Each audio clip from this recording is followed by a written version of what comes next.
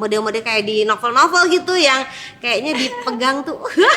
Gitu. Secara umum ya, kayaknya keluarga banyak sekali terlibat sih. Untuk terus dia jemput aku ke selatan, terus kita bareng-bareng pergi nonton, terus dia harus balikin lagi, ongkosnya berapa gitu. Mama dulu papa nggak begitu, kamu harus begitu. Nah ada pergeseran yang harus kita hormati. Tapi kalau zaman sekarang kan sejak anak gue baru PDKT aja udah dibawa ke rumah kan, gitu kan, udah dikenalin. Jadi bisa gitu kalau zaman sekarang. Kalau zaman dulu gue bisa dikeramas sama nyokap.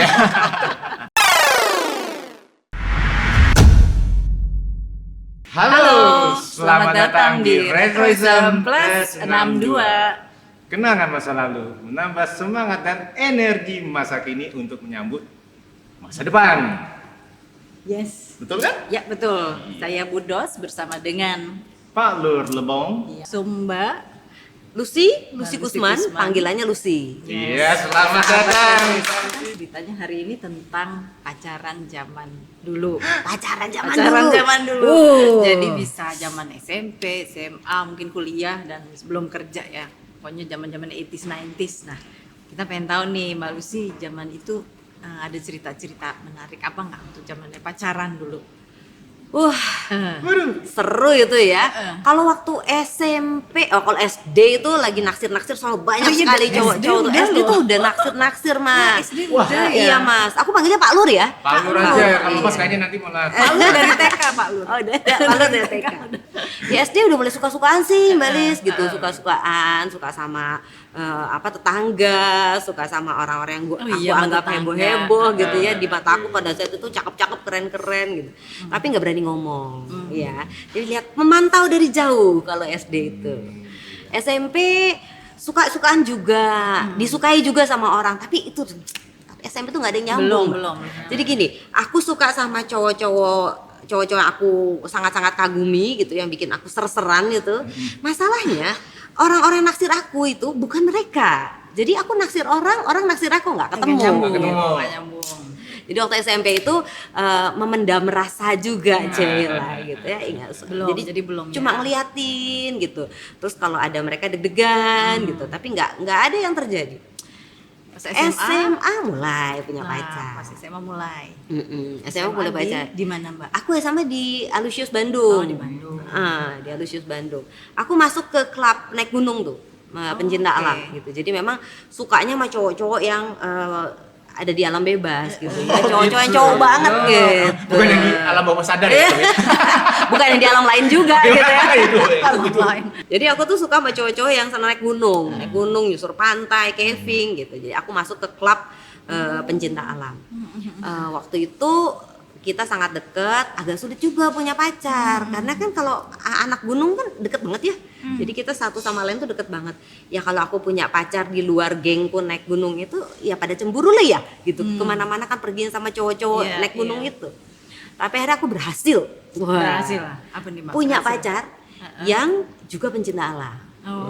Jadi waktu itu punya pacar sesama pencinta alam tapi nggak barengan di klub pencinta alam sekolahku. Nah pacarku tuh seniman banget. Jadi kalau kita naik gunung dia tuh bisa loh cuma bawa pisau lipat, terus dia sambil aku tiduran gitu menikmati alam, dia mengukir sesuatu dan nanti begitu aku bangun udah jadi ukirannya buat aku. Ini sangat romantis. Atau dia melukis. Lukisannya bisa ditegel, indah sekali. Puisi-puisi yang dia tulis sangat romantis. Nah, kami berdua kompatibel, cocok di situ. Aku kan juga orangnya sangat romantis. SMA itu cinta pertama yang bener-bener aku merasakan jatuh cinta tuh kayak gitu SMA tuh. Karena kebetulan dapatnya yang segitunya ya. Dalam banget. Sangat-sangat membuat aku jadi kayak ratu gitu kan. Bener-bener sesuatu yang sangat diperhatikan. Diador, ya. Terus mainannya ke feeling gitu kan, ke perasaan. Jadi dalam banget. Meskipun hubungannya nggak lama tapi berkesan sekali cinta pertama. Berkesan sekali ya. Tidak bisa dilupakan. Medianya kayak apa itu? Apa aja tuh? Zamannya retro gitu, pas PDKT apa gimana? Apakah Apakah salaman? yang Mbak Lucy lewat duluan temen? yang berani atau yang cowok? Surat tuh. Asli surat. Surat cintaku. Sopo sih? Surat cintaku. Siapa dulu yang nyurat-nyuratin? Yo, Ya. forgot ini. Siapa Forgot duluan to ya? remember.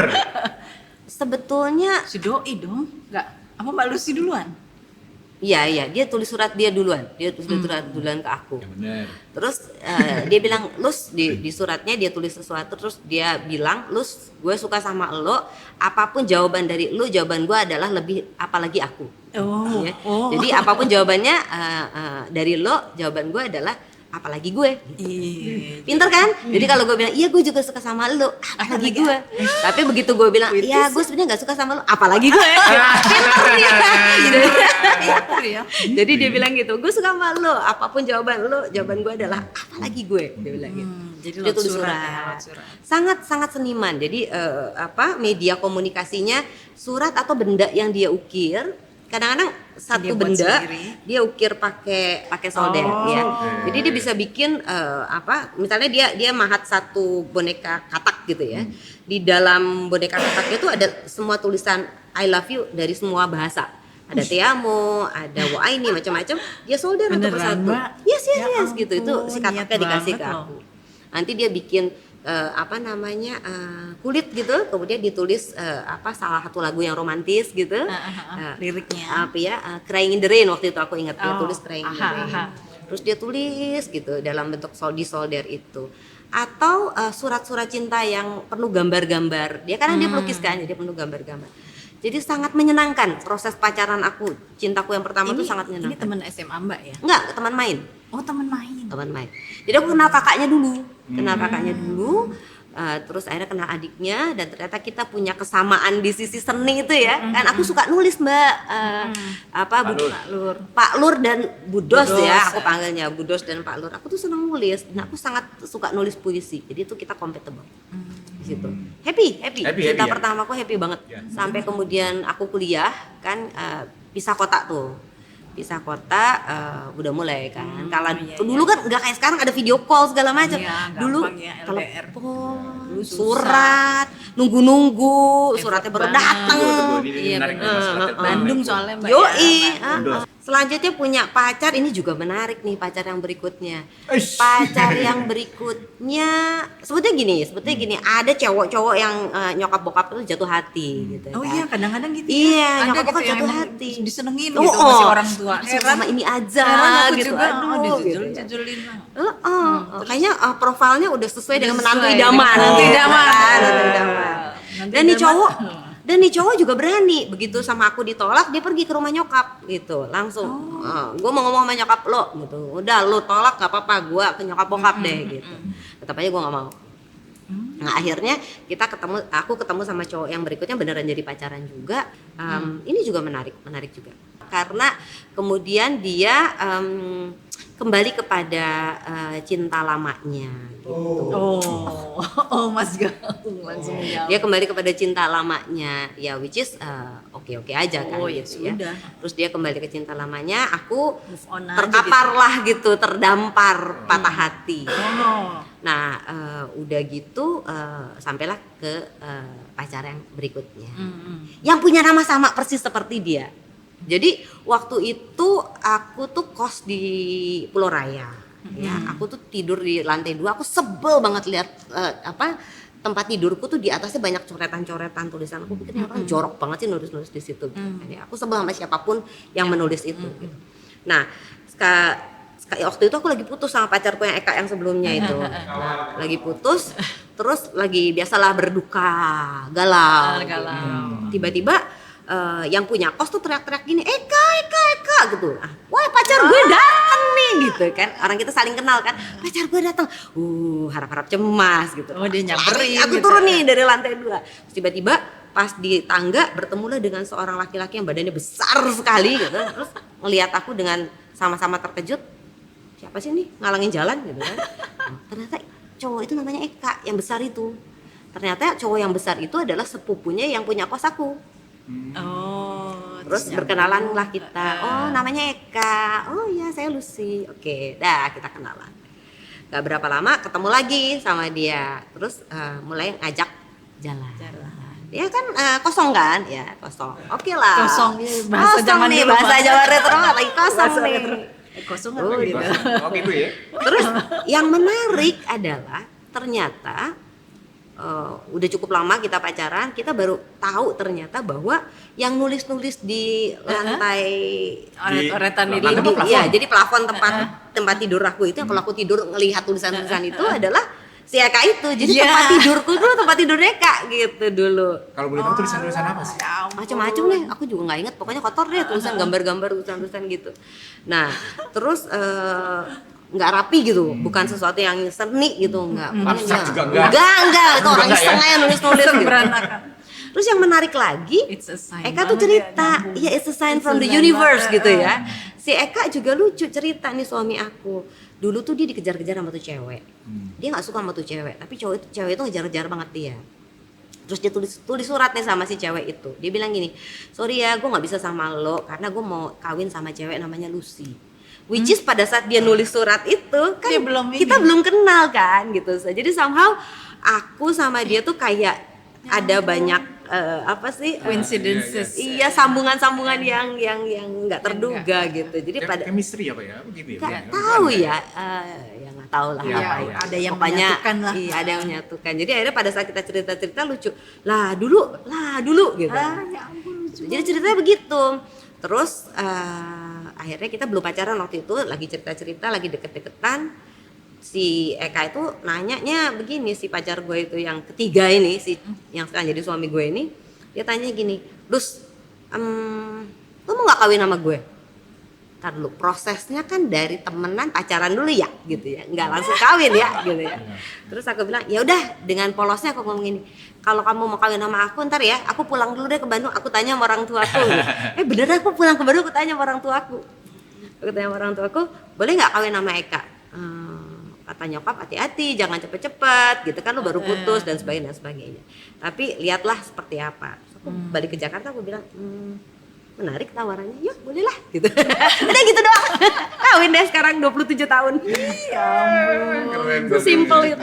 Sebelum melangkah lebih jauh ke tahap berikutnya, Iya. aku mau nanya sama Mbak Lucy nih kebetulan kan. Iya. Kebetulan narasumber kita perempuan. Oh. Oke kan. Itu untuk perbandingan kita nanti ke depan apa selanjutnya. Aku pengen tahu deh, apa sih yang digosipin di kalangan para perempuan-perempuan saat itu? Saat itu ya? Saat itu, katakanlah SMP, SMA lah. Cowok seperti apa sih yang kalian idamkan pada saat itu? Tipikal seperti apa sih? Gerumpi loh, bukan Mbak Lucy sendiri ya. Pasti ada rumpian tadi. SMP ya? SMP Ya, SMP oke, SMA. boleh, SMA boleh antara dua. Pasti berbeda-beda, SMA. kan? Berubah-ubah kan? Yang pasti ini olahragawan Oh, kan, oke. yang badannya cakep, badannya atletis. Kemudian kalau kita ngerumpin tuh yang ganteng di mata kita gitu Kalau kan. boleh lebih spesifik figurnya seperti siapa gitu? Macam-macam sih kalau geng rumpinya aku sih waktu itu obrolannya suka sama cowok-cowok yang memang punya kemampuan olahraga gitu ya. Entah itu dia pebasket atau dia bela diri gitu kan. Kayaknya cowok banget gitu Sportman kan. lah ya. Sportman Sport gitu. boy. Terus yang mukanya tuh cakep-cakep, ganteng di era itu. Badan atletis gitu. Badan atletis gitu. Itu biasanya kita jatuh nggak jatuh cinta, Nggak naksir jatuh kali ya, cinta. naksir ya. Idaman. Idamannya kayak gitu, suka-sukanya Sampai kayak SMA, gitu. sama. Sampai SMA, rumpian, geng aku begitu tuh, rumpiannya begitu cowok-cowok yang kayak gitu tuh. Itu Jadi secara ya, fisik, iya, secara non fisik, bawaan atau apa? Karakter gitu. yang melindungi. Asik. Iya. Apa definisi melindungi pada saat itu? Karena kan kalau bisa bela diri kan kita aman dong. Lebih fisik kan ternyata. Iya. Berarti kalau pesepak bola tinggal tendang bulan Iya. aja orangnya. Zaman-zaman preman berarti. Zaman-zaman preman. Banyak. Kayaknya Iya itu sih. deh, kita rumpiin cowok tuh yang kayak gitu deh. Yang enak diajak ngobrol, yang ganteng, Yang nyambung. yang nyambung. Jadi kalau gitu. kita ngobrolin sesuatu nyambung banget. Iya. Zaman-zaman itu pokoknya masih seputaran fisik sih kalau menurut aku. ngertiin. Kita nggak ngomongin yang lain. Yang ngertiin cewek, ayo susah loh. Yang David. ngertiin cewek. Yang ngertiin kita lah paling enggak. Yang perhatian, Perhatian. gitu kan ya, masih seputar itu tuh waktu itu. Perhatian tuh hal-hal kecil loh. Kalau perhatian yang umum mah sama aja bohong ya. Iya benar. Aku tuh beruntung loh ada di lingkungan cecowok yang memang tipenya gitu bang. Jadi kayak misalnya kita, kalau gue pas lagi ada masalah gitu ya, itu cowok-cowok tuh tipenya yang kayak gitu, yang memang ngelindungin, Iya, terus perhatian perhatian. banget. waktu gue sakit misalnya, waktu gue tipes, gue nggak pernah lupa tuh, waktu gue tipes tuh mereka bergantian datang bawain makanan, terus merhatiin makanan gue, intensif tuh perhatian. Jadi aku beruntung berada di cowok-cowok kayak gitu. Jadi kayaknya itu juga yang jadi dasar akhirnya setelah gue dewasa, model model cowok yang gue cari kayak gitu bang, gitu. Karena memang dari muda banget udah ada di lingkungan cowok-cowok yang seasik itu gitu. Aktivitas pada saat pacaran tadi udah ceritakan. Iya. Nah, gue pengen tahu nih kan, kalau zaman sekarang kan cipokan hal biasa lah ya. Kalau zaman dulu cium tangan aja udah kayak selangit gitu. Terbang kan. itu. Pengen tahu zaman retro itu baik, yang nggak usah cerita pengalaman sendiri lah. Mungkin teman atau apa. Mungkin, seperti apa sih? Yang mana yang pegangan tangan atau yang sampai sejauh mana itu pendekatan bunga-bunga di hati? Oh tuh ya, di sini kok yang pengalaman ini. Gimana? Gue termasuk yang baik dan benar sih kalau di situ. Jadi waktu SMP, SMA itu SMP gue nggak sempat pacaran. Pacaran SMA itu kita betul-betul yang memang model-model kayak di novel-novel gitu, yang kayaknya dipegang tuh gitu kan dia serseran gitu, baca itu Anita Nina. Iya, karena terus diterjemahkannya keintiman itu lebih kepada dalam bentuk seni gitu kan, itu lebih kayak gitu. Jadi nggak sejauh anak-anak zaman sekarang pacaran. Gue rasa juga karena kan norma-norma zaman retro beda sama norma-norma zaman sekarang ya. Kalau sekarang kan kalau zaman dulu kita tuh memperhatikan apa yang diceritain sama orang tua, terus udah gitu kita juga jaga diri betul-betul baik-baik. Karena batasannya pada saat itu cuma sampai situ gitu.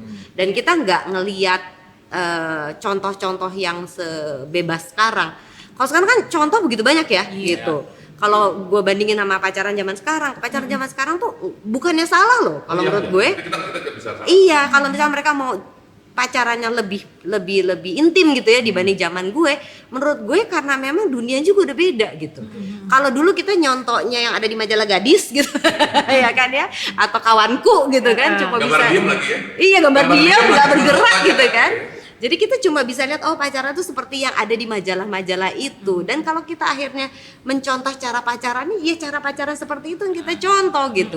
Cerita orang tua, TV juga masih TVRI doang gitu kan. Terus majalah-majalah, ya kita pun mencontoh cara pacaran seperti itu. Tapi kalau anak sekarang contohnya kan udah sangat berbeda gitu. Entah di channel TV yang udah internasional, sosial media, kemudian garis-garis batas dari orang tua juga udah begitu loose kan, udah begitu blur. Terus juga mungkin value nilai-nilai keluarga juga udah jadi sangat berbeda.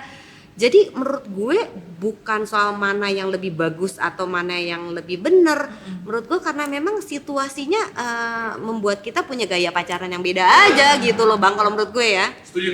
Jadi bukan soal kok dulu pacaran begini sekarang begini, emang zamannya beda gitu. Iya, dulu gue kalau pacaran bahagia banget kalau bisa makan di warung nasi dan kita makan telur setengah mateng gitu.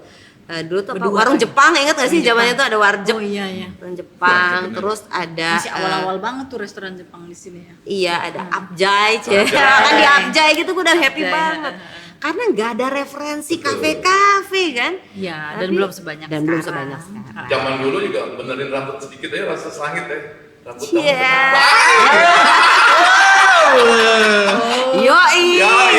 Rambut cewek lo berantakan dulu ya? Sering berantakan dulu kayak. Iya, dulu apalagi rambut panjang kan lucu ya. Zaman-zaman yang belainya nggak cuma di sini sampai bawah aja. Asal jangan keterusan aja loh. Oke, boleh lanjut lagi nggak satu? Boleh Ya, ada satu lagi ya. Nah, tadi udah sempat disinggung tadi kan masalah nilai keluarga. Nah, aku pengen tahu juga keterlibatan keluarga zaman pacaran era retro atau berhubungan dengan pasangan kita retro sama sekarang. Itu padahal yang mau tanyain juga. Keterlibatan keluarga untuk ikut campur gitu ya. Kalau kita belum resmi, katakanlah masih pacaran lah, SMP, SMA, cinta monyet dan sebagainya. Seperti apa sih zaman retro? Kalau ambil keluarga aku mungkin agak gak relevan ya bang, karena keluarga aku itu adalah keluarga yang nggak terlalu ketat ketat gitu ya, karena mereka memberikan kepercayaan penuh sama gue. Lo udah karena dari SMA gue udah nggak tinggal bareng sama nyokap bokap. Jadi SMA tuh gue udah pisah sama nyokap bokap, waktu kuliah gue tinggal sendiri kos gitu loh. Jadi benar-benar orang tua tuh kasih kepercayaan penuh sama gue, mau pacaran dengan siapapun selama lu tahu ini bener, ya lu buktiin aja. Istilah kakak gue tuh gini, apa sih waktu itu apa ditanggung sendiri ya? Ya pokoknya lu punya tanggung jawab lah. Pokoknya kalau sampai ada apa-apa ya lu tanggung sendiri gitu kan. Ya. Jadi itu yang bikin aku juga jaga banget tipe pacarannya aku gitu. Karena aku tahu keluargaku percaya sama aku.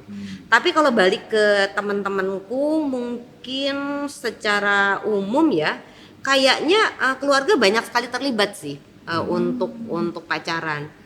Karena kekhawatiran orang tuanya.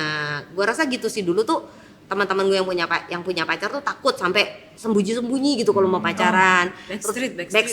Sebetulnya bukan backstreet pacarannya, tapi kalau mau jalan-jalan sampai malamnya, mereka tuh biasanya panik gitu, bikin skenario gitu kan, kayak kayaknya gue harus bikin skenario supaya nggak ketahuan nyokap gitu. Nanti kalau bawa nama Mbak jadi ini. Iya bisa pinjem gitu, lu titip dong gitu, Kalau ntar dicari bilang lu perginya sama gue gitu.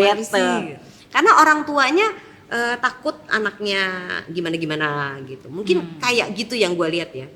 Sama ini mungkin aku nambahin sedikit. Karena orang tua masih banyak waktu luang zaman dulu ya. Iya. Kerjanya nggak kayak sekarang kan. Bisa jadi ya. Iya, mikirin anaknya micromanage. Micromanage ya. Bener juga. Nah, itu berpengaruh banget ke tipe gimana gue juga ngadepin pacarannya anak gue yang zaman sekarang gitu. Jadi karena gue dikasih kepercayaan banget sama nyokap bokap untuk akhirnya menentukan tipe pacaran gue seperti apa dan bertanggung jawab terhadap pilihan-pilihan gue, itu juga yang akhirnya gue model, gue contoh tuh Pak Lur sama Bu Dos sama anak-anak gue, which is tipe pacaran zaman sekarang yang sangat berbeda. Itu pun gue sebetulnya ngasih kepercayaannya sama mereka gitu. Karena kalau gue selalu percaya kalau anak dikasih kepercayaan mereka lebih bertanggung jawab sih. Iya. dibanding terlalu dikekang ya. Jadi gitu Bang, kalau gue tipenya sih Diborong sama si lebih santai aja. Yang penting orang tua jadi contoh ya, tetap ya orang tua jadi contoh. Kalau orang tua jadi contoh ya kita juga tahu caranya bertanggung jawab. Terus itu yang kita bawa ke anak-anak kita sekarang. Anak-anak gue kan lagi pada pacar-pacaran nih sekarang Bang. Iya. Oke. Udah selesai Bang. Berarti beri kepercayaan penuh ya Mbak ya. Iya, tapi nggak cuma itu, beri kepercayaan penuh nomor 2. Menurut gue nomor 1 jadi contoh. Kalau kita jadi orang-orang yang bisa menjadi orang yang bertanggung jawab dalam relasi kita dengan pasangan kita, pasti anak-anak juga akan mengikuti itu gitu. Apapun nasihat kita kepada anak-anak kan lebih lihat tindakan kan gitu kan. Nah, jadi kita kasih tanggung jawab tapi kita kasih contoh juga. Udah kayak gitu, udahlah kalau menurut aku mau ngiket anak kayak apa sih? Mau mengontrol seperti apa sih di era sekarang apalagi ya? Gak bisa. Tapi di zaman dulu itu kayaknya berarti ya zaman dulu, tapi gue juga mau mending nambahin sekarang. Komunikasi itu masalah hal pacaran gitu ya, antara si anak yang lagi pacaran dengan orang tuanya ya masih ada batas-batas dan norma-norma, jadi mereka masih ngasih tahu orang tuanya, Pak, gue dapet cowok kayak gini. Iya. Tapi kalau sekarang mungkin mereka punya rasa kebebasan sendiri untuk memilih pasangannya kan. Bahkan kadang-kadang sebagai orang tua kita nggak tahu, gue tiba-tiba udah pacaran sama ini. Mengalami hal semacam itu nggak? Ngalamin. Karena gini, kalau zaman dulu kan kita baru dibawa ke rumah pacar tuh kalau udah pasti banget gitu ya, udah pasti banget. Jadi si kayak pacar gue yang ketiga ini yang jadi suami gue, dia nggak akan bawa cewek ngenalin ke orang tuanya kalau nggak dia yakin bener nih cewek bakal dikawinin gitu. Tipenya masih kayak gitu kan. Jadi yang lain-lain yang dia nggak terlalu serius dia nggak akan bawa ke keluarganya gitu. Tapi kalau zaman sekarang kan sejak anak gue baru PDKT aja udah dibawa ke rumah kan gitu kan. Udah dikenalin, Mam ini cowok yang gue suka gitu kan. Nah kalau bedanya itu. Jadi kayaknya kalau zaman dulu kita lebih hati-hati untuk memperkenalkan kepada orang tua karena orang tua itu lebih ngejudge. Ya kalau anak sekarang orang dulu kan orang tua lebih kemudian calon anak gue gitu kan. Kalau sekarang kan macem-macem dulu. Ya, dianggap temen aja dulu gitu. Kayaknya ada beda di situ sih Pak Lur kalau gue lihat tuh. Iya, soalnya zaman dulu kan orang tua juga masih melihat wah ini calon mantu gue Iya. ya. Itu mesti lihat bibit, Bebet, bobot, iya, kan? benar. Nah, sekarang kayaknya Bibit, udah bebet, rancu, ini bobot. udah agak susah kan untuk menentukan seperti itu ya untuk kita ya sebagai orang tua sekarang kita ini. Gimana kalau untuk Kayak sesuai dengan Mbak Lucy? yang kegiatan Mbak di komunitas ya. Iya. Sesuai banget nih pertanyaan. Oh iya. Oke. Kalau menarik. bibit, bebet, bobot pasti itu akan jadi bahan pertimbangan sih menurut gue, pasti gitu. Tapi kalau dulu tuh kita mikirnya kalau masa lalunya seperti ini tidak baik nih gitu. Kalau zaman sekarang dengan orang tua yang jauh lebih belajar gitu ya, mereka juga percaya bahwa masa lalu adalah pembelajaran. Jadi kalau masa lalunya buruk atau masa lalu nggak karu-karuan, kita lihat nih, ini anak mau berubah nggak gitu. Jadi si bibit itu bukan hanya sekedar masa lalu, tapi bagaimana orang ini, si calon mantu ini bisa belajar dari masa lalunya untuk jadi lebih baik atau enggak gitu. Itu kan sekarang bisa begitu orang tua mikir. Tapi emak bapak kita kan kagak. Iya betul. Zaman Masa dulu mah lalunya jelek, enggak. enggak boleh gitu. Udah langsung dong. Iya, kalau udah bibit. Kalau Bebet. bebet tuh apa tuh? Bebet tuh lupa gue. Bibit tuh kan masa lalu. Iya, bebet bobot itu kayak apa? Latar belakang ya bobot. Bibit Dia punya bebet. strata apa gitu tuh. Iya. Jadi lebih kepada Bobotnya dia. iya orang tua sekarang kayaknya lebih terbuka untuk ngelihat ya Bang, bebet apa? keturunan siapa. Bobot masalah Iya, stratanya gitu kan. Iya. Kemampuan dia seperti apa gitu kan. Orang tua zaman dulu tuh lebih kepada apa yang sudah terbentuk itulah dia gitu kan. Tapi kalau orang zaman sekarang kan kita bisa ngelihat bahwa apa yang sudah terbentuk itu nggak mesti dia, tapi dia bisa kemudian mengembangkan dirinya jadi lebih baik seperti apa gitu kan. Itu yang mungkin jadinya berbahagialah generasi zaman sekarang kalau menurut gue ya, dimana orang tua itu tidak lagi terlalu kaku melihat bibit bebet bobot. Penting. lebih luwes ya. Penting. Kita nggak mungkin nggak lihat bibit bebet bobot dalam artian masa lalu dia, keluarganya seperti apa, terus dia bisanya apa, anak gue mau dikasih ke dia nanti selamat nggak nih dalam kehidupannya ya. Itu penting untuk dilihat, tapi tidak dalam pagar-pagar yang kaku gitu. Kalau gue ngeliatnya gitu. Iya benar. Iya kan? Kalau dulu kan orang enggak gitu. Kalau sekarang kan oke. Membawakannya udah luwes Ya. Udah lebih luas, thank you. Kalau Bu dosen ngomong memang. Sisinya dulu gitu ya, kita punya ya calon Iya. mantu, kita bawa terus sampai acara keluarga berapa kali baru bisa Baru kelihatan bisa sama si masuk. orang tua. Oh ini Iya. baru cocok. Masuknya Iya. pelan-pelan. Terus kayak kalau dulu tuh kan gini, dijemput di rumah. Untuk nonton, izin sama orang tua, Iya. diberi izin, dibawa pergi ke bioskop, ada pulang kerumunan ya, dianterin lagi, gitu kan ya kan? Pulang. Anterin sebelum jam 11. Sebelum iya. Pulang dianterin, orang tua udah di depan teras. Iya, Udah benar. keringetan. Bener gak? Jadi konsep bahwa dijemput, izin, pulang, bilang terima kasih itu kan konsepnya kita zaman dulu ya. Iya. Konsep pacaranku begitu. Masih kita benar-benar kulo nuwun. Tapi kalau pacaran zaman sekarang udah nggak relevan gitu. Kayak waktu anak gue pacaran waktu SMP, aku kaget-kaget. Lu mau ketemu pacar lu di Plaza Senayan, jalan sendiri-sendiri gitu. Iya, ntar kita ketemu di sana. Langsung kan uluh gitu kan. Gimana sih anak sih? mau ketemu sama laki? Kok Anak gue kayak bukannya dijemput dulu. iya kayak apa Kayak sih ketemu apaan? ketemu di situ. Terus aku bilang nggak bisa begitu nak gitu, harus dijemput. Terus nanti kan ketemu mami, terus nanti udah ketemu mami dikasih izin pulang, nanti dianterin. Terus anakku ngeliat ke aku bilang, ih nggak make sense deh mam, dia itu rumahnya di ujung Jakarta, ujung Berung, terus dia jemput aku ke selatan, terus kita bareng-bareng pergi Plaza nonton, Senayan. terus dia harus balikin lagi, Iya. ongkosnya berapa gitu. Oh iya juga ya. Terus bener kan, nggak masuk akal. Iya. Terus jalan tengahnya gimana? Ya udah, mami, papi sama dia pergi ke Plaza Senayan. Kita nongkrong di salah satu coffee shop. Alah. Terus si cowok datang jemput di coffee shop, ya, tante mau nonton sama Gaby, boleh gitu ya, oke. Ya udah, kita nonton dulu ya sama makan ya, ya thank you, ntar ketemu lagi ya. Dia nonton 3-4 jam, 4 jam kemudian datang ke coffee shop lagi nganterin anakku. Tante udah selesai nontonnya, udah makannya udah selesai. Nah, ya udah terima kasih sampai ketemu lagi. Dia pulang ke ujung Berung itu, kita pulang bertiga Pulang ke lagi. rumah. Oke, jalan keluar. Jadi bisa gitu kalau zaman sekarang gitu. Kalau zaman dulu gue bisa dikeramas sama nyokap. tidak sopan, tidak menghargai wanita gitu kan. Iya, Kalau dulu kan segala gitu. macam itu keluar. Menarik ya. Jadi saya akhirnya berpikir kembali tapi juga memikir untuk masa depan. Ya bukan maksudnya zaman dulu kan kita pacaran masih terikat oleh norma-norma yang ditata tertibkan oleh keluarga.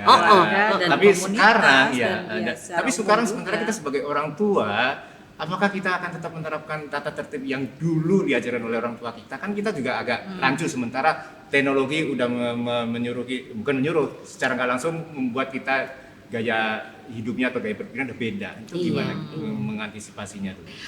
Buat para retrois yang punya anak-anak yang lagi pacaran, ini pertanyaan yang menarik kan. Karena menurut gue ya, ada pengalaman gue ya Pak Lur ya gitu ya. Ada hal yang bisa fleksibel, ada hal yang nggak bisa fleksibel gitu kan. Tapi hal yang nggak bisa fleksibel bisa dilihat cara pendekatan yang lebih mengikuti zaman gitu kan. Ya. Contoh misalnya nilai-nilai utama ke keluarga kita apa sih gitu kan. Keluarganya Bu Dos, keluarganya Pak Lur, keluarga gue punya nilai-nilai yang berbeda. Nah itu buat anak remaja tuh jadi sangat penting buat kita kenin nih. Jadi kalau perusahaan tuh kan punya visi misi dan nilai-nilai perusahaan gitu ya nggak sih gitu. Keluarga sebenarnya nggak jauh beda. Kita punya visi misi keluarga, kita punya nilai-nilai keluarga yang harus terus-menerus dihidupkan. Keluarga kita tuh mau dibawa kemana gitu. Ini kita mau kemana? Apakah keluarga kita bakal jadi keluarga kayak apa di masa depan? Udah sama nggak nih emak bapak sama anak ngelihatnya? Kalau nggak sama ngelihatnya, kita bisa cari jalan sendiri-sendiri dong, iya kan? Contoh misalnya keluarga, kalau gue sama keluarga gue, kita setiap tahun tuh ada pembicaraan kayak gitu. Jadi di awal tahun sama di akhir tahun bisa kita jalan-jalan bareng, kita ngomongin semua keluarga kita mau dibawa kemana. Kita adalah keluarga modern yang memang mengedepankan kedekatan satu sama lain. Jadi bahwa kedekatan itu bukan fisik gitu. Itu salah satu nilai-nilai yang mau kita bawa. Nilai yang paling kencang mau kita bawa adalah we are here for you gitu. Jadi apapun yang terjadi kita ada buat satu sama lain. Jadi nilai itu yang dibawa. Nah, mau keluarga itu lantas mencar kemanapun, ya kan, nilai-nilai itu akan terus dibawa. Nah, pertanyaannya kan tadi yang Pak Lur bilang kan, gitu ya. Kita mau bawa sejauh mana? Harus diingat bahwa nilai-nilai itu kan datang dari pengalaman kan. Gue punya nilai kejujuran karena pengalamanku, karena dari orang tua aku dibawa. Gitu. Karena apa yang aku jalani sepanjang hidup aku. Nah, anak-anak juga kita kasihkan nilai-nilai itu kan, misalnya katakanlah nilai-nilai moral tertentu lah gitu yang mau kita sampaikan.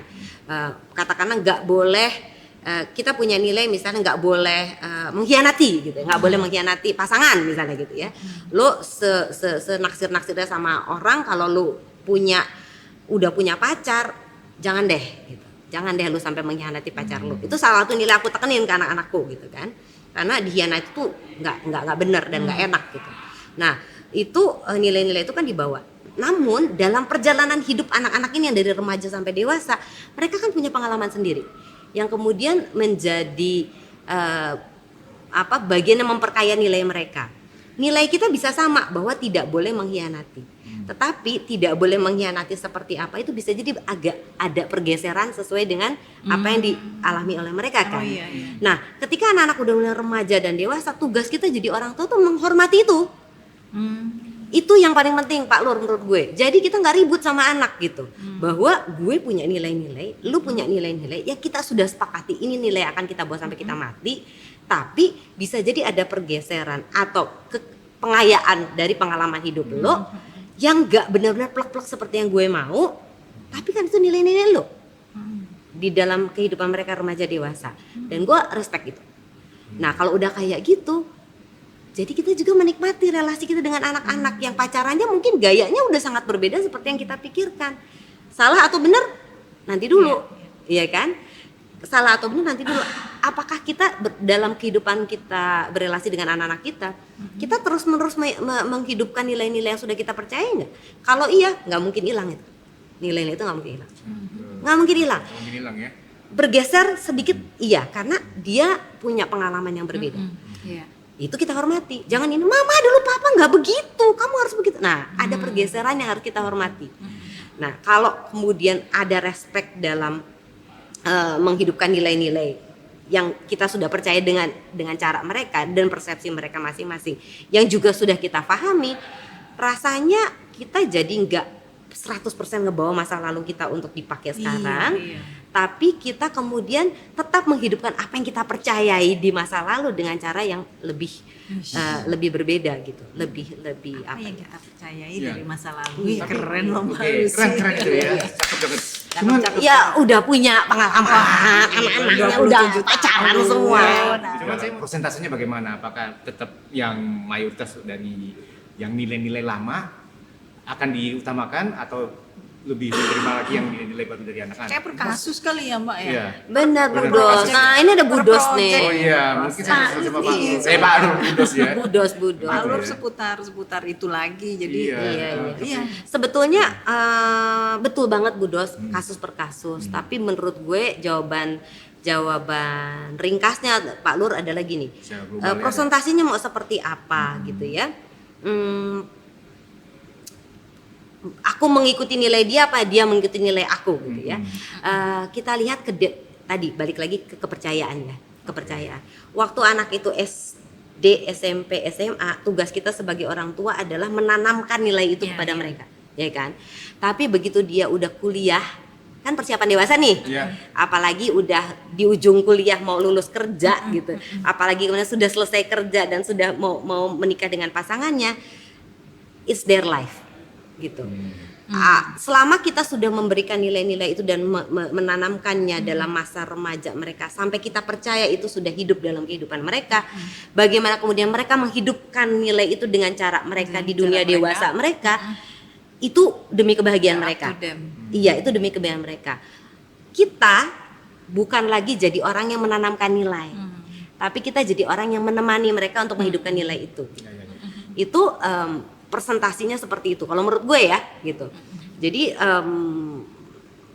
relasi dengan anak SD, SMP, SMA adalah kita sebagai orang yang dipercaya oleh mereka untuk membantu mereka, tetapi ketika mereka sudah kita percaya bisa menghidupkan nilai-nilai yang kita inginkan, relasi kita dengan anak-anak kita adalah lebih kepada kita itu memberikan respect kepada pilihan-pilihan mereka, tapi juga kita menjadi teman yang siap setiap saat untuk dimintai pendapat ketika mereka membutuhkan. Gitu aja. Dan menemani ya. Jadi pas Iya. sudah lulus SMA. Persoalan yang banyak dialami oleh orang tua adalah mereka kehilangan batasan. Iya itu tuh. Kehilangan batasan itu. Waktu kecil pengen banget, waktu SMP, SMA pengen banget anak-anaknya jadi leader-leader yang hebat yang bisa mengambil keputusan sendiri gitu ya. Begitu anak-anaknya sudah mulai dewasa dan mengambil keputusan sendiri yang tidak sama seperti keputusan orang tuanya, mereka marah. Kan jadi nggak konsisten. Oh iya betul. Iya. Iya. Betul. Nah, bagaimana kita kemudian sebagai orang tua itu mampu untuk bijaksana gitu ya, memberikan boundaries gitu ya, dan membuat boundaries kepada diri kita dan anak-anak kita di situ. Jadi respectful aja lah. Respectful. Iya. Keren. Keren. Masalah anak-anak. Mungkin kalau zaman dulu kan Masalah anak-anak. Pacaran zaman bukan sekarang ya. anak-anak kita, anak-anak zaman sekarang. Ini kan sekarang kita kadang-kadang juga suka deg-degan ya. Anak-anak sekarang kalau untuk mendapatkan ya teman atau gimana itu kita nggak bisa kontrolnya ya, karena sekarang ada WA dan segala macam. Bahkan mungkin ada aja siapa tahu ada beberapa anak yang udah kenalan nggak hanya dari Indonesia aja tapi dari luar. Itu bisa terjadi kan? Iya. Siapa tahu terus akhirnya ini Pak, ini calonku nih orang Inggris sama orang India gitu kan, bisa terjadi gitu kan? Terus emang kenapa tuh? Ya enggak, maksudnya hal-hal yang semacam itu gimana untuk mengantisipasinya itu? Kalau anak Kayaknya SD, Pertanyaan yang serius kayaknya. iya Mbak. serius. Tadi nih aku baru ikutan seminar nih pagi nih. Iya. Apa tuh? Anak-anak SD sekarang ya, Nah. anak SD itu kan pacarannya udah mama papa gitu ya, anak-anak iya. SD tuh ya. Terus Oh, di antara mereka mau apa-apa? iya, serem mama banget. papa, cinta tuh indah sekali gitu Iya. buat anak-anak SD. Terus ada emoticon yang apa yang sudah kayaknya mereka deket banget, menggambarkan mereka sangat deket banget. Kita anak SD sekarang. Jadi sosial media itu sebuah hal yang baik gitu kalau kita pakainya benar, tapi bisa jadi kan sesuatu yang Iya, sangat mengerikan sesuatu kalau yang kita nggak mengerikan. kontrol Iya, kan betul. gitu. Jadi memang gue inget tuh Pak Lur, waktu itu anakku datang ke tempat aku, waktu itu masih di SD dia. Ma, aku disuruh cari ini di internet, cari materi-materi untuk biologi di internet. Dia buka satu situs yang dewasa, situs yang dewasa. Menarik. Gimana? Nggak bisa kita. Aku waktu itu nggak ngerti caranya nge-lock. Kan ada kalau sekarang ada parenting, parenting apa sih locknya. Iya, parenting locknya lah gitu. Kalau dulu kan aku nggak ngerti gitu. Jadi anakku pas buka tuh isinya ngawur semuanya. Waduh, gimana nih? Terus apakah aku bilang nggak boleh atau justru ini kesempatan untuk akhirnya aku ngasih tahu dia gitu. Akhirnya kita buka bareng-bareng tuh. Kita buka bareng-bareng gitu ya. Inilah yang mungkin akan kebuka pada saat kamu keluarkan keywords ini. Terus aku tanya, kamu lihat ini gimana tuh? Wih, seru gitu kan. Seru gitu ya. Terus kita jadi diskusi tentang apa yang dirasakan dan sebagainya. Apa yang dirasakan, apa pendapat dia dengan bahasa anak-anak gitu. Menariknya waktu itu aku ingat banget dia masih SD ya, di SD kalau nggak salah SD kelas 5 kelas 6 gitu. Terus dia dikirimin video-video porno sama temennya. Video-video porno sama teman-temannya. Kita di Blok S tuh, di bakso Blok S tuh, Pak Nur ya, di situ kan. Aku ngobrol sama anakku di situ. Itu menarik tuh. Aku tanya sama dia apa yang dia lakukan ketika dia buka itu. Awalnya gue takut sekali untuk ngobrol sama dia, nggak ngerti caranya, karena kan gue jadi buka handphonenya dan nggak ngomong sama dia gitu. Jadi aku tuh gimana caranya ngomong sama dia supaya dia nggak takut, karena aku buka handphonenya dia tanpa sepengetahuannya dia. Tapi kemudian kita bahas kan selama kamu masih SD SMP, mami punya hak loh buat akses handphone kamu at anytime, karena memang ini masih dalam pengawasan penuh mami gitu kan. Terus menarik jawabannya. Jawaban dari anakku tuh begini, iya aku samperin anaknya mam. Terus kamu samperin, kamu apain anaknya? Aku bilang aku nggak senang kamu kirim gini ke aku. Itu tandanya kamu nggak menghormati aku. Anak SD bisa bilang begitu. Tapi aku pikir waktu itu keluarnya kata-kata seperti itu adalah karena mungkin diskusi kita pada saat dia kelas 4 SD itu. Iya. Jadi menurut gue tadi jawab pertanyaannya Pak Lur ya, bagaimana mengatasi pacaran yang mungkin bisa berlebih-lebihan segala macam, balik lagi adalah kualitas dari dialog antara orang tua sama anak sih. Anak jadi nggak takut nyampein apapun yang pengen dia sampein. Anak nggak ngerasa dijudge oleh orang tuanya ketika mereka memikirkan atau mengatakan sesuatu yang nggak benar gitu. Sehingga mereka nggak lagi ngelihat orang tua tuh sebagai orang yang harus dihindari ketika ada sesuatu yang aneh, sesuatu yang menakutkan, masalah atau aneh, tapi orang tua tuh menjadi sumber utama untuk mereka berdialog. Itu nggak gampang, karena aku ngomong kan gampang ya. Pada saat kejadian, jantungmu pindah ke lutut, pindah ke kaki. Gimana ngomongnya gitu? Gimana? Terus kan itu salah satu. Tiba-tiba anakku datang, mam, gue udah punya pacar nih. Gitu. Duh, anakku tuh rankingnya bagus di sekolah, anak baik-baik. Dia pokoknya sekolahnya baik, anaknya juga baik-baik, pacarnya itu nggak naik kelas, waktu itu SMP suka merokok, suka berantem, suka begajulan, dan itu pacarnya anak. Maaf, anak yang putri ya? Putri, anakku dua-duanya putri. Oh, dua-duanya putri, oke. Lu kebayang dong lu kebayang dong Pak Lur, gimana tuh? Aku bilang menarik gitu ya, ini mau pacaran. Terus aku bilang gimana? Kalau menurut mami begini. Terus dia bilang dong, nggak bisa gitu mam. Pacarku, mami tuh ngelihat apa yang mami lihat aja. Aku kan lebih ngerti pacarku. Pacarku tuh punya kehebatan yang mami nggak lihat. Begini. Pokoknya paling indah sedunia deh pacarnya. Gitu kan. Well, Mas Eka tuh suamiku udah pengen ngomong. Aku bilang nanti dulu, jangan ngomong dulu, biarin dia cerita. Dia cerita panjang lebar. Terus dia bilang gini, aku minta waktu 3 bulan untuk membuktikan ke mami bahwa mami salah dan aku yang benar. Ini SMP kan? SMP kelas 3. SMP kelas enggak kelas 3, SMP kelas 2 atau kelas 1. Dia bilang 3 bulan. Terus aku bilang, ya udah. Boleh. 3 bulan ya. 3 bulan aja nggak apa-apa. Tapi tetap kalau mau pacaran ke rumah, tetap aja lah seperti biasa. Datang pakai celana pendek, suami aku bilangin, mau pacaran nggak sopan banget sih pakai celana pendek. Ya, salah aja pokoknya ya tetap. Kalau buat papi kan pacarnya anak tuh harus di perintili gitu ya. Jadi prinsesnya mau diambil mau dipacarin itu kan susah. Jadi begitu 3 bulan kemudian dia datang, nggak nyampe 3 bulan dia datang lagi ke aku, dia bilang, "Mam, aku udah putus sama pacarku." Kan wajahnya nggak boleh gitu ya, Pak Lur ya. Sok bijaksana gitu. Kenapa putus? Kenapa putus? Menarik nih ceritanya. Aku sudah selidiki dengan teman-temannya, semua aku sudah selidiki. Ternyata dia itu seperti ini. Oke. Terus gimana dong? Ya sebel aja, Mam, ternyata begini. Oke. So how do you feel gitu? Apa yang dirasain sekarang? Ya aku sedih. Oh ya udah. Sedih ya nggak apa-apa. Ya udah, apa yang bisa kita lakukan supaya bisa lebih senang? Ya kita nonton atau apapun yang kita lakukan gitu. Tapi kan kita nggak ngejudge ketika punya pacar yang aneh, tapi kita justru jadi sebuah tempat bertanya buat anak-anak kita. Nah, yang penting orang tua bisa nahan itu, nahan untuk nggak cepet-cepet komen karena menghujat. Iya, buat gue ada tipsnya gini, Pak Lur, gini. Kita pada saat ngobrol sama anak kita suka lupa bahwa kita ngobrol dengan sebuah pribadi yang level berpikirnya masih di situ. Seringkali kita mencoba untuk berempati atau kita mencoba untuk memberikan nasihat dengan dengan membuat diri kita melihat dia cara berpikirnya seperti kita gitu. Ya kan? Jadi nggak bisa, kamu tuh harus punya pacar tuh yang begini. Itu kan kata kita. Kita yang udah lebih ngerti, level berpikir kita udah di sini. Dia level berpikirnya kan masih di sini. Jadi biarkanlah dia menceritakan level berpikirnya supaya kita bisa paham dia ada di situ gitu. Nah, kita bisa menanggapi dengan caranya dia gitu kan.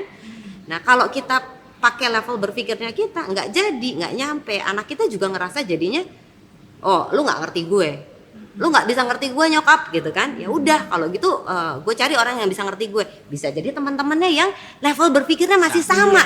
Nah, kalau dia minta nasihat sama orang level berpikirnya masih sama, what will happen? Berantakan dong gitu. Jadi kesalahan utamanya kita para orang tua adalah seringkali kita mau nasehatin anak kita mau ngejudge, kita mau ngomong tapi pakai level berpikirnya kita nggak kena. Itu tuh kejadian sering. Iya betul. Itu banyak yang Mbak ngalamin kasus-kasus kayak gitu ya. Aku juga suka kejebak ke situ, Bu Dos gitu. Ketika aku kejebak ke situ, biasanya anak gua ngingetin, Mam, ingat, jangan pernah, aku pernah digini, Mam, ingat, jangan pernah ngasih pandangan kalau mami sendiri nggak ngerti. Aku digituin sama anak. Tapi Mbak iya juga ya, bener juga ya. Gue nggak ngerti. Ibu dan anak itu diskusinya berjalan gitu lah. Iya, tapi itu kan pembiasaan dari kecil. Pak. Kalau kita udah nggak gini, seringkali gini, kok anak gue nggak mau denger gue sih? Gitu. Dibangun nggak komunikasi dari mereka dari kecil sehingga ada trust itu, ada kepercayaan itu kan? Kalau nggak dibangun, orang nggak bisa tiba-tiba terbuka kan, kayak gue sama Bu Dos gitu, kita nggak mungkin tiba-tiba curhatan kayak tadi kita curhatan tentang laki-laki masih lanjut lagi kan dibangun gitu, nggak tiba-tiba. Makanya sekarang para orang tua yang sebel anaknya itu tidak terbuka sama mereka, coba reflect gitu, peran mereka apa yang membuat anak mereka itu tidak terbuka terhadap mereka gitu. Tuh, Pak. Itu sih The Reflex. nyanyi lagi dah, ya lagi gara-gara tuh. Tapi itu sih, aku juga ngalamin. Ini kan yang berhasil ya. Dalam hidupku sebagai orang tua juga banyak sekali hal-hal yang dimana aku lupa gitu. Aku berantem sama anak-anakku tuh sering hanya di situ tuh, seputaran situ tuh. Aku ngerasa aku lebih tahu dibanding mereka. Aku ngerasa aku bisa menyelesaikan masalah mereka. Aku ngerasa aku lebih hebat dibanding mereka, lebih mampu dibanding mereka. Aku lupa sebetulnya mereka punya kemampuan luar biasa yang nggak aku hormati. Aku lupa bahwa aku tidak di dunianya mereka, tidak melihat seperti mereka. Aku lupa itu. Nah, itu aku jadi terjebak di dalam menjalankan peran jadi orang tua yang judgmental, yang kemudian tidak bisa membuka komunikasi. Sekali pernah kejadian tuh Pak Lur, gue sama anak gue kita ribut gitu ya, sama di sini persoalannya beginilah gitu. Aku ngejudge dia gitu kan, kita ribut nggak ngomongan, sebagai orang tua gengsi untuk ngomong duluan, toh dia nggak ngomong sama gue gitu kan. itu kita ribut malamnya gitu, malamnya aku ngerefleksiin diri, mana yang lebih penting ya, apakah lebih penting gua di respect atau relasi kita jadi lebih penting. Aku nangis tuh malam itu, aku ingat, terus aku telepon anakku bilang, nak, mami minta maaf kalau ini harus terjadi, kalau keributan ini harus terjadi. Mami cuma berpikir relasi kita jauh lebih penting dibanding egonya mami. So I say sorry. Menuju ke situ tuh beratnya semua. Iya. Tapi di situ malam itu ketika aku ngomong, dia nggak ngomong apa-apa, aku cuma ngomong sampai situ, tapi relasi kita berubah. Relasi kita berubah setelah itu. Jadi kadang-kadang kita parents juga belajar dengan kesalahan-kesalahan kita. Aku bikin banyak sekali kesalahan, Pak Lur, dalam perjalanan aku jadi orang tua gitu. Pacaran, memproses pacaran anak-anakku gitu ya. Menilai calon-calon mantuku, calon-calon menantuku, menilai pacar-pacarnya anakku. Aku banyak bikin kesalahan. Tapi justru aku belajar dari kesalahan-kesalahan itu. Kesalahan-kesalahan itu. Jadi, mudah-mudahan sekarang aku jadi bisa lebih menangani relasi diriku dengan anak-anakku maupun relasi anak-anakku dengan pasangan-pasangannya lebih baik karena kebentur-bentur dan belajar itu. Pacaran zaman cinta monyet udah gitu kan, pacaran serius udah. Akhirnya sekarang punya anak, nikah udah, punya anaknya pacaran monyet, cinta monyet udah, anaknya pacaran serius udah gitu. Jadi kayaknya udah double pengalamannya. Itu yang double degree gitu ya. Double degree, cuma penerapannya beda gitu kali ya. Penerapannya beda. Kan? Iya. Cinta monyetnya zaman yang Mbak Lucy dulu sama yang anak sekarang gitu kan. Sama lah. Kalau Sama kita juga. analogikan handphone, Pak Lur, Fungsinya ya kita pakai handphone zaman dulu gitu ya. Secakep-cakepnya handphone kita zaman dulu, kita mau pakai zaman sekarang nggak bisa. Udah sinyalnya beda, softwarenya beda, ya kan, sistemnya udah beda, mungkin juga casingnya udah beda, bentuknya udah beda, harus diupdate terus supaya akhirnya si handphone itu bisa berfungsi secara maksimal dan betul-betul bisa bermanfaat untuk kita kan si handphone itu. Demikian pula dengan cara berpikir, cara berkomunikasi, dengan cara memilih pasangan. Membangun relasi dengan pasangan itu menurut aku analoginya kayak handphone itu nggak bisa kita pakai satu cara, harus ngikutin perkembangan zaman. Kalau enggak kita akan stuck menggunakan sesuatu yang sebetulnya udah nggak relate, nggak berguna kan, ya nggak sih? Pakai handphone itu cakep tapi nggak berguna, buat apa? Harus disimpan aja buat koleksi. Disimpan aja. Cakep, disimpannya buat koleksi, buat kenang-kenangan sebagai bagian dari sejarah hidup. Tapi kan kalau dipakai udah nggak bisa, kita harus update gitu. Bener nggak sih analoginya? Betul. Keren banget. Pertanyaan lagi itu apa itu sebenarnya? Apa? Belum tahu ini. Enggak, ini yang ini aja nih, ini kan ada beberapa dari buku tahunan, foto-foto ketika berpacaran zaman SMA. Balik lagi nih, Gitu. retro lagi ya. Pak Lur, rahasia ya, rahasia. Ini katanya, foto-foto buku tahunannya punya Budos. Iya. Mana sih orang yang bikin Budos jatuh hati waktu SMA? Tunjuk. Ada ya? Ada Mana sih di sini nih tuh. Kan di kamera. Nggak boleh dong. Udah dikasih lihat nih. Oh alah, ternyata tipenya kayak gitu. Warnanya hitam putih nggak kelihatan juga. Tipenya kayak gitu, Budos. Ketahuan. Kelihatan. Keren ya. Tapi anak-anak sekarang juga masih mempertahankan ini ya, seperti kayak gini ya. Apa istilahnya kayak agenda, bukan agenda sini apa? Mereka buku tahunan pas mau lulus-lulusan atau naik-naikan ya. Ada, tapi mungkin kan kayak tadi bentuknya udah beda. Mungkin nggak dalam buku sih. Sekarang lebih kepada e-book atau kayak udah dalam bentuk yang bergerak ya. Bisa jadi video-video yang menarik. Kayak undangan kawinan kan zaman dulu kita dicetak kan. Sekarang undangan kawinan kan udah sangat dengan lagu bergerak. Bisa. Iya, buku tahunan juga udah nggak kayak gini. Udah bentuknya udah jauh lebih apa ya? Lebih canggih gitu kali ya. Lebih canggih, lebih up to date banget. Keren-keren banget anak-anak sekarang. Sekarang udah zamannya AI. Oh. Ada kemungkinan nggak bisa aja sekarang anak-anak kita tuh mencari jodoh bukan dari orang tua tapi dia udah percaya sama AI. Jodoh kayak apa sih yang cocok buat bisa nggak terjadi itu kan bisa ya? Bisa ya mereka Bisa banget. Sekarang pertanyaan utamanya gitu ya, apakah orang tua mau digantikan dengan sosial media, influencer maupun AI dalam memberikan nilai-nilai dan pendapatnya. Bahaya kan, Mbak? Bahaya, karena kalau enggak anak kita lebih dengar mereka. Tadi tuh waktu seminar Banyak ya, gak sih, Mbak? ada satu contoh yang menarik banget. Jadi ada anak SD, gak bisa tidur. Dia punya mungkin banyak pikiran, overthinking, OVT gitu ya. Dia gak bisa tidur. Yang dia lakukan adalah dia cari di TikTok, sehingga mendapatkan sebuah jalan keluar, ya kan, dari seorang influencer yang nyuruh dia beli obat tidur. Dia beli secara online obat tidur di Malaysia. Jadi dia selama beberapa bulan sudah minum obat tidur itu. Orang tuanya kaget setengah mati ketika melihat anaknya minum obat tidur secara rutin. Simpel ya ceritanya ya. Ini obat tidur, ya kan, Mbak? Bayangkan kalau itu obat yang lain kan, obat tidur.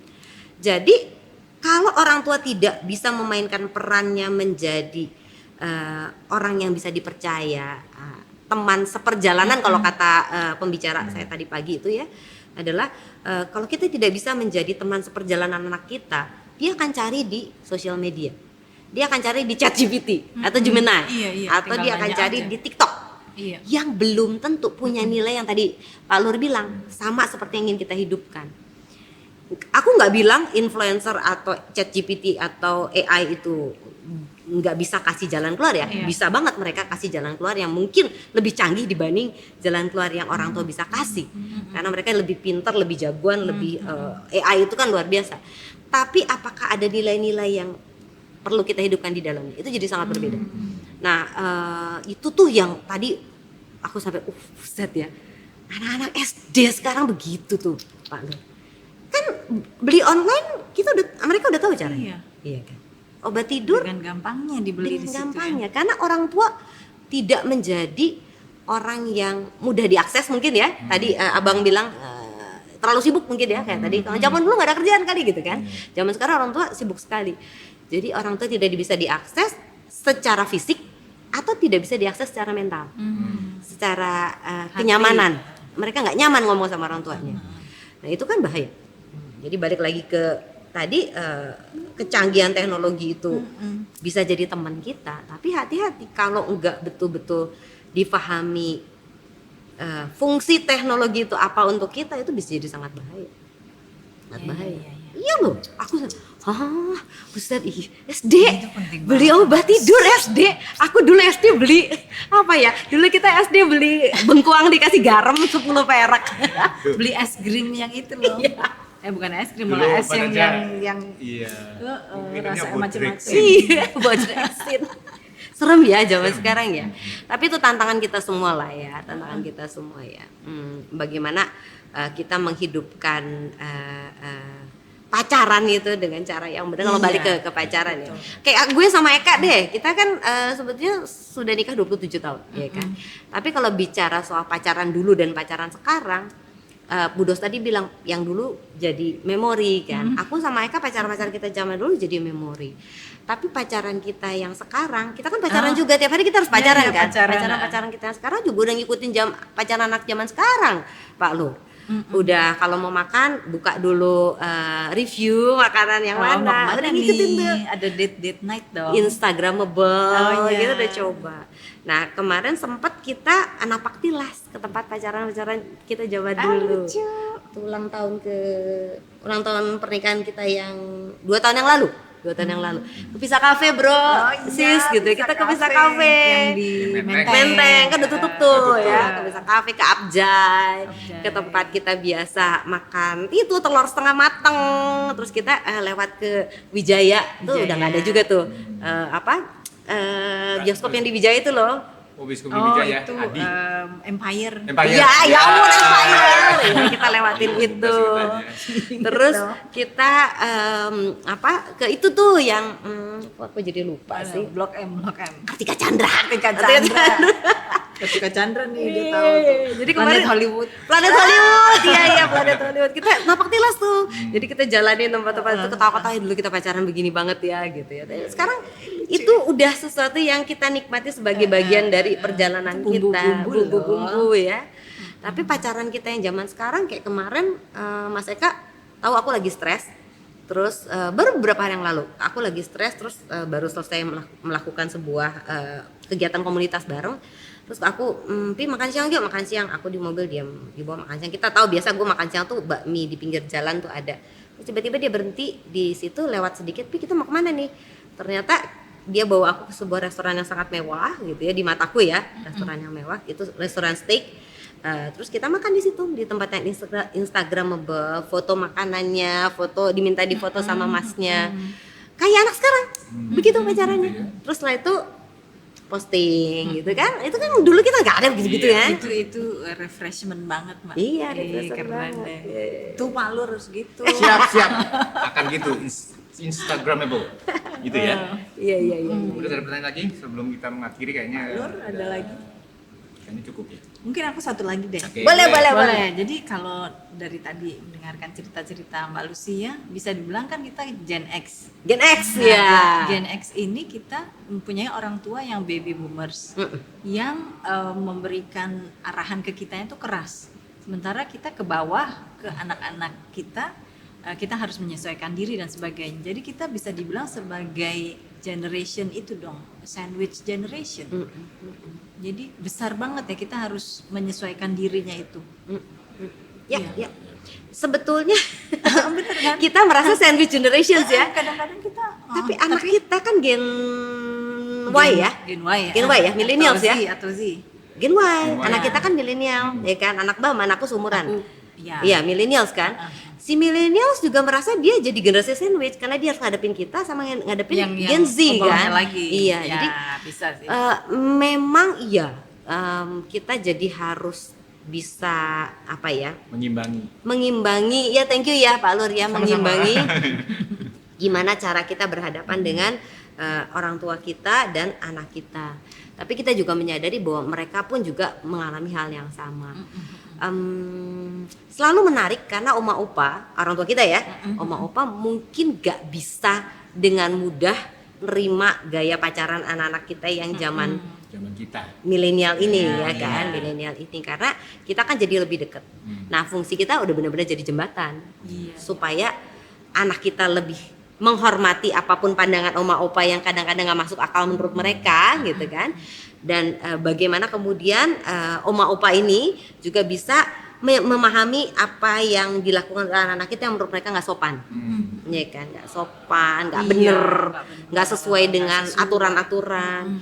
Nah kita memang harus bisa dancing gitu ya, dancing in the rain gitu ya, ke orang tua kita dan ke bawah gitu. Dancing in between. Dancing in between. Karena kalau di pengalaman gue, kalau kita bisa jadi jembatan yang enak, anak-anak juga ngelihat bahwa dia punya channel communication kepada oma opanya melalui kita gitu. Dan oma opanya juga ngerasa lebih nyaman karena mereka juga tahu, lu jagain anak-anak lo ya gitu seperti ini. Kita jadi benar-benar bisa bantu dua generasi ini bisa saling memahami satu sama lain gitu. Ya nggak gampang sih, nggak gampang sih, nggak gampang. Keren. Wah kita banyak masukan banget dari Makanya ada Mbak Lucy dan komunitas saya, kita bisa bertanya-tanya lagi. Tapi saya minta satu ini aja dari Mbak Lucy. Ada pesan nggak buat para retrois terutama yang umuran kita kata dalam menghadapi apa sih? gitu. Pesan untuk pacaran. Pesan untuk apa nih? Pesan apa nih? Orang tua tadi juga udah Oke. Sebagai orang tua menghadapi anak-anak yang udah milenial ini. Oke. Pesan ya. Mungkin kalau pesan enggak kali kayaknya aku enggak bisa memberikan pesan yang gimana-gimana, tapi mungkin kalau sharing tips gitu kali ya. Sharing tips karena pengalaman ya gitu. Sharing tips pengalaman buat orang tua yang punya anak-anak yang lagi pacaran, perbanyak dialog dengan anaknya. Karena terus terang anak-anak tuh butuh kita. Anak-anak tuh sangat membutuhkan orang tuanya. Untuk bisa ngebangun rumah tangga mereka di masa datang gitu ya. Itu mereka sangat membutuhkan kita sebagai sumber informasi, sebagai contoh gitu. Mereka sangat butuh kita. Nah, buat kita gitu ya yang sudah berumah tangga juga tetap harus berpacaran terus-menerus sama pasangan kita karena relasi kita dengan pasangan kita itu menjadi blueprint untuk anak-anak kita ketika mereka nanti membangun keluarganya gitu. Yang kedua adalah buat apa sih kita punya pasangan terus kita nggak menikmati, iya kan? Jadi untuk bisa menikmati ya harus pacaran terus menerus. Pacaran kayak apa? Pacaran yang mungkin perlu mengikuti zaman sekarang supaya jadi ketika nanti double date sama anak-anaknya kita nggak ketinggalan zaman gitu ya. Itu sih kalau dari aku. Jadi pacaran itu seperti analogi aku adalah pacaran itu seperti kita baca buku gitu ya, seperti baca buku. Selalu ada sesuatu yang menarik di dalamnya gitu ya. Selalu ada sesuatu yang menarik. Asalkan kita bisa mengeluarkan imajinasi kita. Ya kan, mengeluarkan imajinasi kita dan dengan demikian maka apa yang kita baca itu jadi hidup. Kalau menurut aku seperti itu. Jadi pacaran itu kayak kita nonton baca buku Harry Potter kan nggak berarti apa-apa kalau kita nggak imajinasikan. Pacaran juga gitu ya, pacaran tapi keluarkanlah imajinasi kita supaya pacarannya itu menjadi terus menyenangkan dengan imajinasi kita satu sama lain dengan pasangan kita kan. Keren banget. Jadi 2 sharing tips itu ya. Iya, mudah-mudahan berguna ya. Pasti berguna. Gitu. Kalau enggak kita kan enggak undang Mbak Lucy di sini dong. Kita udah tahu pasti akan seperti ini. Iya. Oke, jadi kita jadi pengen cepat-cepat pacaran ya abis ini. Kemana kan? Oke, sekali lagi terima kasih ya Mbak Lucy ya. Thank you Pak Lurah. Selamat datang. Thank you Bu dosen. Oke, Retrois ingat share, like, komen, dan subscribe. Dan kalau gitu kita sampai jumpa aja di episode mendatang. Oke, bye-bye. Retroism season 2.